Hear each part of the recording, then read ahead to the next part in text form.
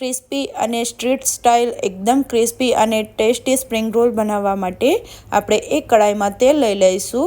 તેમાં ઝીણું કટ કરેલું લસણ, આદું, મરચાં અને ગાજર, ફણસી, કેપ્સિકમ, ડુંગળી એડ કરીશું અને થોડું સાંતળી લઈશું. હવે તેમાં સ્વાદ પ્રમાણે મીઠું એડ કરીશું અને ફરી સારી રીતે મિક્સ કરીશું. હવે તેમાં કોબીજ તથા લીલી ડુંગળીના પાન પણ એડ કરી દઈશું અને મિક્સ કરી દઈશું.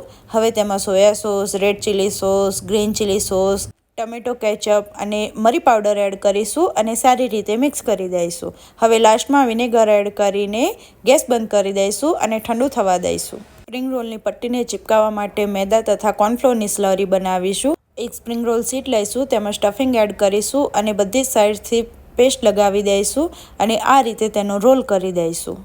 સ્પ્રિંગ રોલને હવે આપણે મીડિયમ ગરમ તેલમાં ફ્રાય કરીશું. એકી સાથે વધારે પડતા રોલ એડ કરવાના નથી. રોલ આપણા 80% કૂક થઈ જાય ત્યારે તેને